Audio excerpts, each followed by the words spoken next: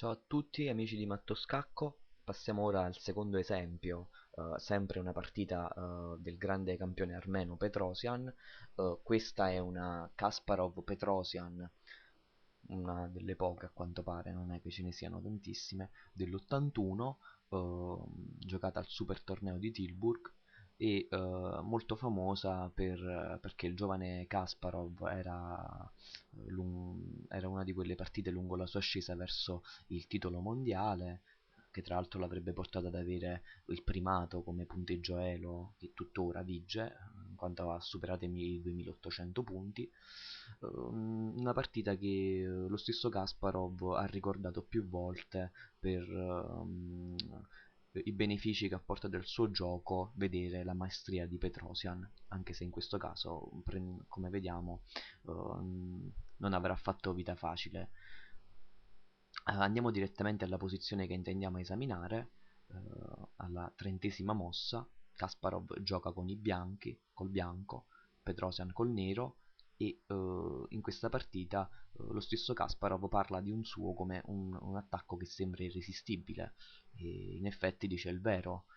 Il re è relativamente sicuro, ha un pedone in meno ma ha, guardate, localizzato le forze del nero lungo l'ala di donna in una posizione ristretta, non ottimale di sicuro la posizione del re in A7 di Petrosian.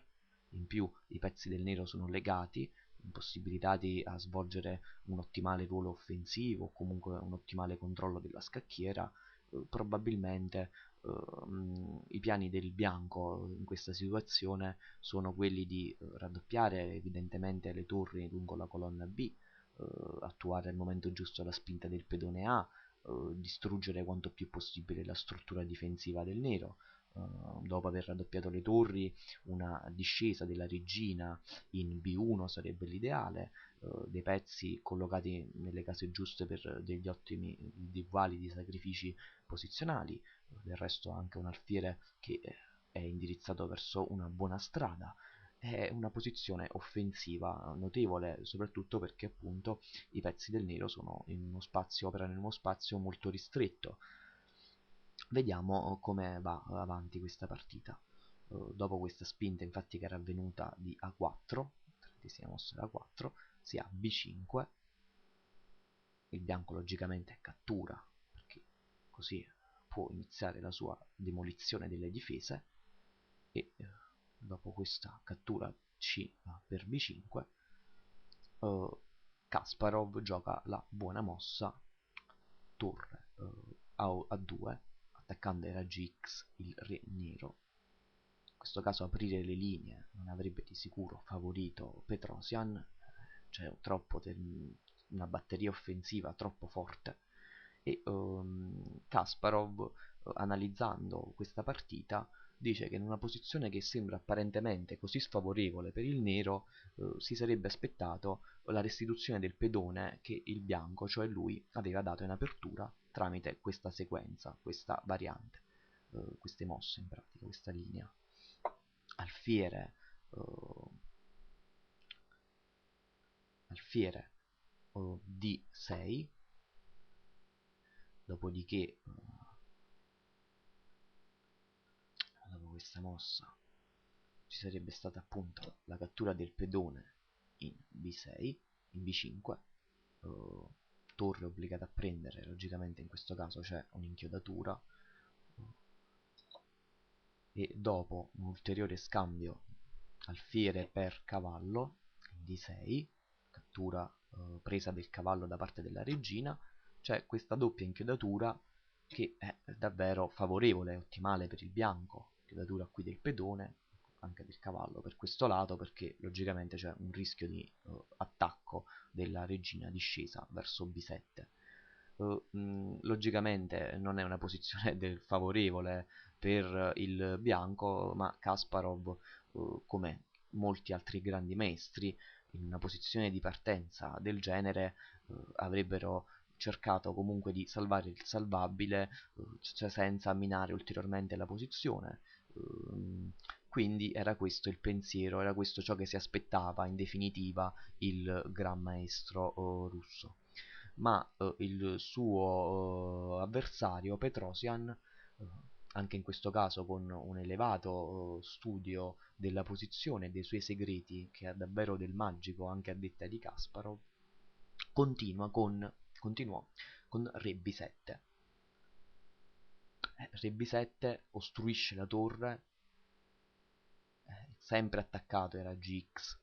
In più sembra che appunto restringa ancora di più i pezzi del nero. Sembra una posizione che ha una difficile da stabilire se è buona, se è valida o meno. Muovere il re entro questi spazi stretti. Fra l'altro l'alfiere ora anche attacca, ci sono davvero diversi elementi per arrivare a delle posizioni sgradevoli. Eppure questa mossa ha un duplice risultato. Uno, appunto, è quello che Petrosian era famosissimo per essere un giocatore sul punto definito super posizionalista, quindi aveva analizzato davvero concretamente a fondo i segreti di questa posizione difensiva. E nel nostro piccolo tutti quanti noi dobbiamo cercare di capire cosa ci suggeriscono le strutture pedonali a fondo, utilizzare bene il tempo a disposizione per capire i vari segreti attorno alla posizione che si verifica in fase difensiva ancora di più. E soprattutto non dobbiamo mai essere eccessivamente passivi. La difesa che aveva portato Kasparov era una difesa forse più logica per alcuni versi, di sicuro portava a un gioco più passivo che non avrebbe condotto evidentemente a nulla di buono. Questa difesa invece, il secondo vantaggio è che spiazza completamente l'avversario, in questo caso un fortissimo campione, che a questo punto non riesce a focalizzare bene il punto da attaccare, che è D5, lo dirà lo stesso Kasparov analizzando successivamente la partita, punto che poteva essere attaccato con lunghe varianti che comportavano comunque un passaggio del cavallo in A3, in C2 per poi andare in F4, il punto giusto per attaccare l'avamposto in D5 di Petrosian. Questo non avviene, gioca una mossa apparentemente buona Kasparov, ma con questo piazzamento della donna in E8 va a difendere anch'essa i raggi X, l'importante pedone B5, dopodiché il bianco è spiazzato da questa mossa letteralmente e delle mosse imprecise portano appunto quella che era una localizzazione di forze d'attacco pregevole a un attacco disordinato. Il nero riesce a proteggere i punti importanti della propria struttura e dopo averlo fatto con questa avanzata che ha davvero affascinato Kasparov e molti giocatori, ecco che il re marcia lungo il centro con i pezzi avversari vicini, che questa volta appunto sembrano posti in maniera totalmente ben disordinata. Andiamo avanti e appunto prendo anche le linee, il punto attaccato da Kasparov è ben protetto, i due cavalli svolgono un ruolo di difensori in maniera egregia e nonostante Kasparov possa attaccarlo di più, ormai c'è anche un guadagno di materiale che si è manifestato, quindi attaccare di più questo punto non porta che super proteggerlo per poi effettuare un implacabile controattacco, controgioco che si concretizza in un appunto cambio dei pezzi volto a dimostrare, cioè a valorizzare di più il guadagno che si è avuto di materiale. E questa avanzata addirittura verso il centro di un re libero ci rimane davvero attoniti e non ci può che far apprezzare le doti di questo incredibile scacchista che era Petrosian. Infatti, dopo questa mossa di torre, Kasparov abbandonò.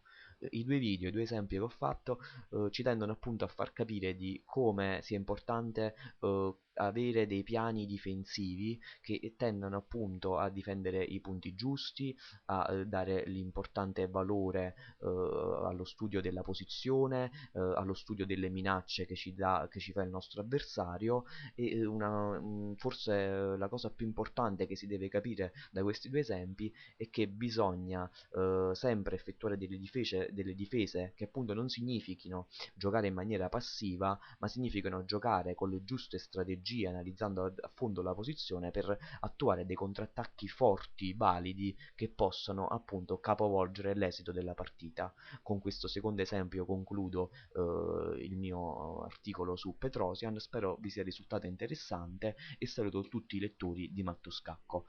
Ciao da Luigi, alla prossima.